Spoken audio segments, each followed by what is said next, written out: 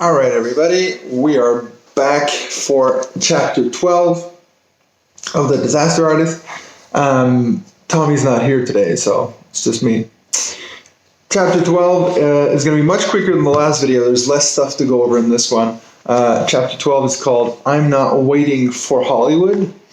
And in this one, basically, it's the chapter where Tommy decides to actually make the room. So in this chapter, what's important to know is that Greg is going back to San Francisco. He's not in LA. He's going back for Christmas.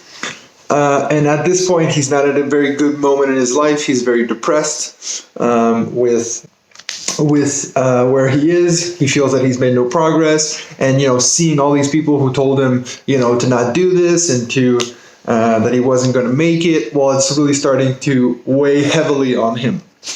This is on page 191.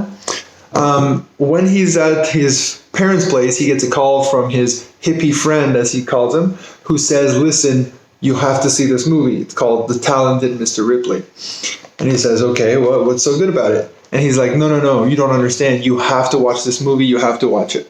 Basically, this movie is about a man who pretends to be another man's best friend because he wants to enter that social class. Now, there's two guys, basically. So there's a guy called Dickie Greenleaf, and there's a guy called Tom. On page 191, it says here, Tom Ripley is someone who wants to belong to respectable society so deeply that he'll do anything. He loves Dickie Greenleaf's life, and this love turns into an obsession with Dickie himself. Tom is so skilled at reading people and situations that he's usually able to get what he wants, but he's utterly incapable of recognizing when he crosses the line into abject creepiness. Now, of course, we're talking about the two characters in this movie that they're watching, but clearly we're making a link with Tommy and Greg, because, we could also say this of Tommy, right?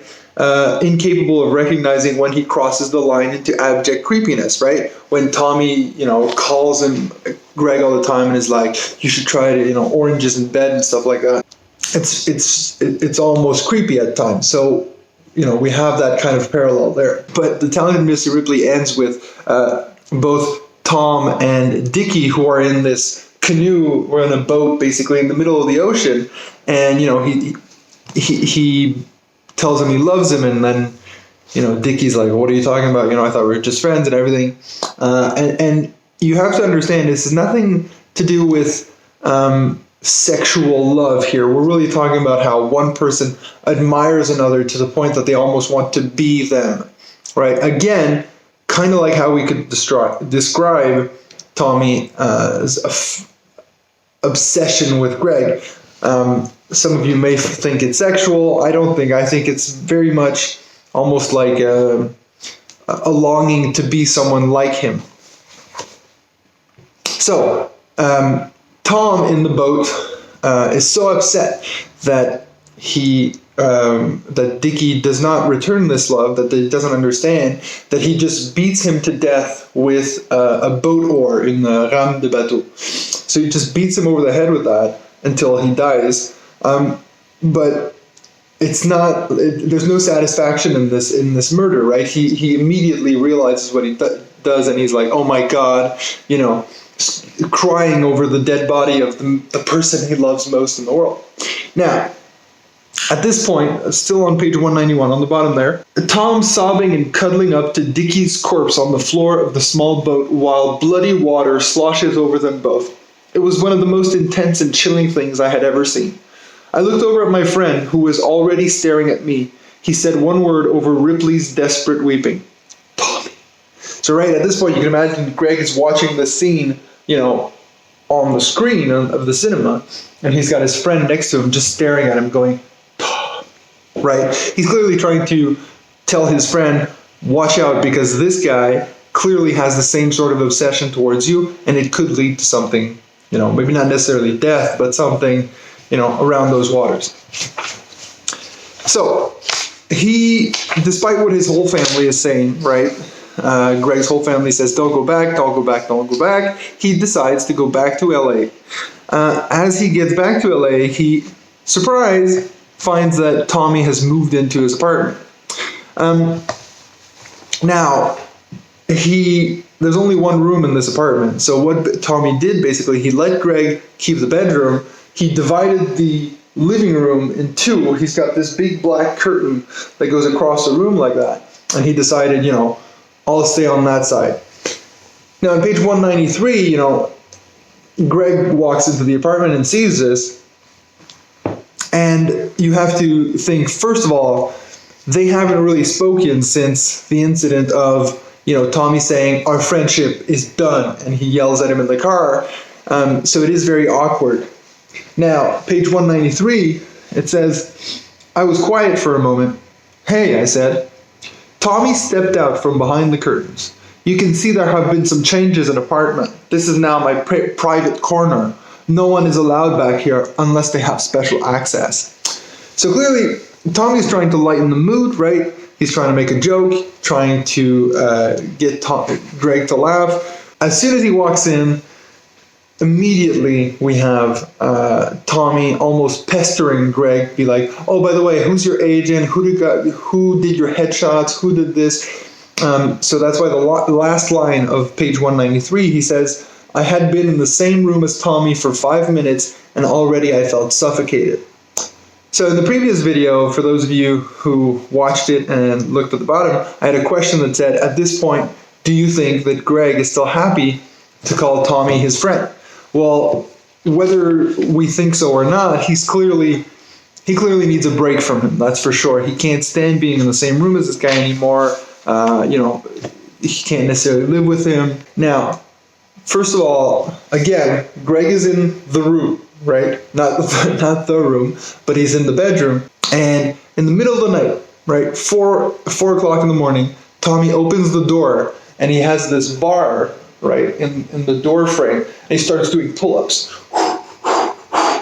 counting the 15, then running around the apartment, coming back at 4 in the morning, right, while Greg is sleeping.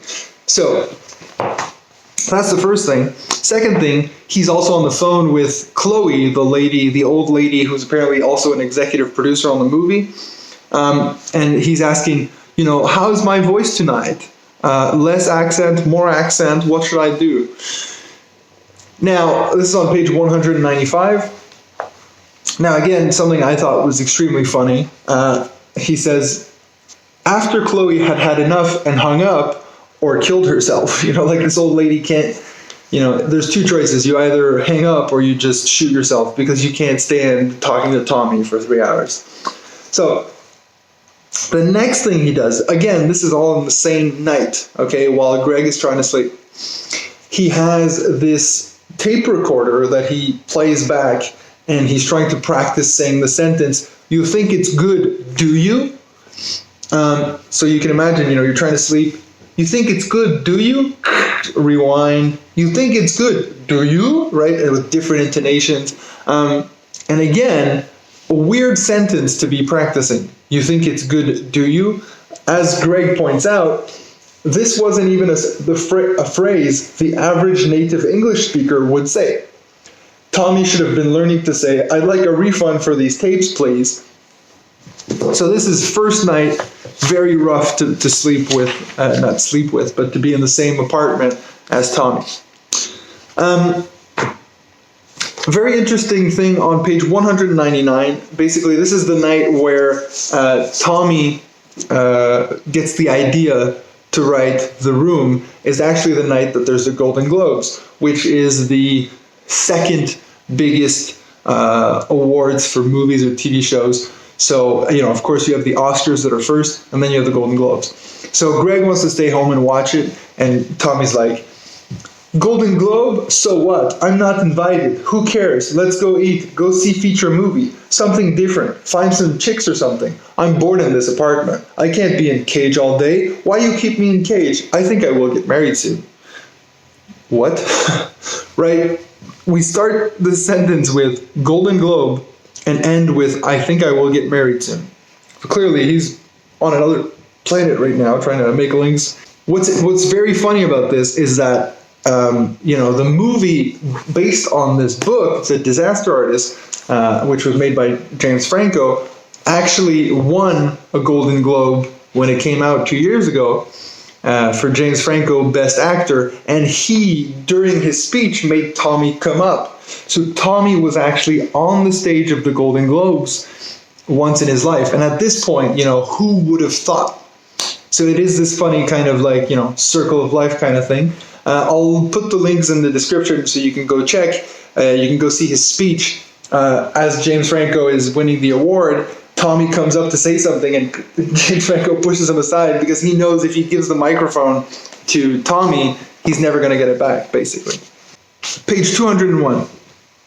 So, what they decide to go see at the cinema is The Talented Mr. Ripley. Now, Greg has seen it before, and what he does basically is he says, I'll go see it with Tommy, and I'll see if he sees the resemblance to our relationship, right? It's a foolproof plan. So the whole movie, right, Greg is doing like his friend had done and staring at Tommy, trying to gauge a reaction. Now, of course, Tommy, being Tommy, is very kind of just dead inside, and he's just watching the screen like this. Now, page 201. I felt sad walking out of the theater. I realized that when Tommy had gone haywire, it means had gone crazy, in the car months ago, he had done so to avoid rejection. He had decided that to avoid losing someone who potentially understood or accepted him, it was best to get rid of that person preemptively. That way, he could comfortably continue to live his deeply lonely life, consoled by his conviction that others had done him wrong. So what he's saying is, he's realizing that Tommy went crazy in the car and told him, I don't want you in my life anymore, because he probably knew that eventually Greg would, abandon him anyway. So, he prefers this, I am the one who gets rid of you, which is a classic defense mechanism, right? People are like that sometimes in life. A boyfriend, girlfriend, if you know that they're going to break up with you or something, then you'll say first because you want to,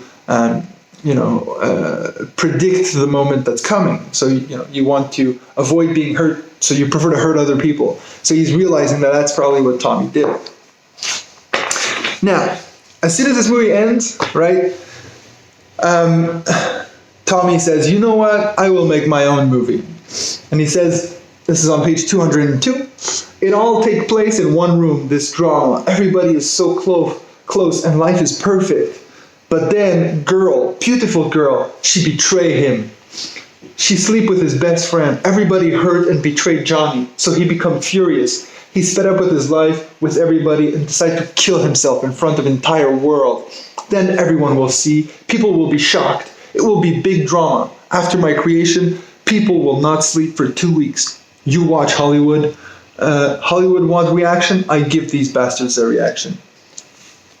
Now, he's saying a movie in which a man has a perfect life and is betrayed by a girl because she sleeps with his best friend and then he kills himself is the most shocking thing that Hollywood has ever seen, right? He's saying, people will not sleep for 2 weeks because of how shocking this is.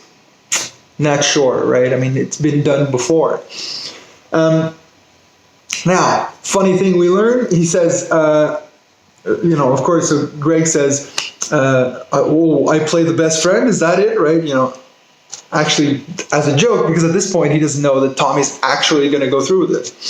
I know the name of your character now, Tommy said, looking at me. You will be called Mark, like this guy, Mark Damon. So, the reason Greg's character is called Mark is because Tommy Wiseau thought that Matt Damon, famous actor Matt Damon, was called Mark Damon. So that's the reason why Greg's character is called Mark and not Matt. So that's it for chapter 12. Like I said, a bit shorter than the others. So it's kind of strange because, we started this book with the first timeline being as soon as the day before they start filming On the Room. And now in the separate timeline, right, in timeline B, we're actually now just before they start filming. So we're kind of meeting in the middle, right? We started with two stories that are like 5 years apart, and now we're kind of getting to the center here at the same time. So that's it for chapter 12. Again, there'll be questions in the description, so answer those, and if you have questions about the chapter, write them in the comments below. See you!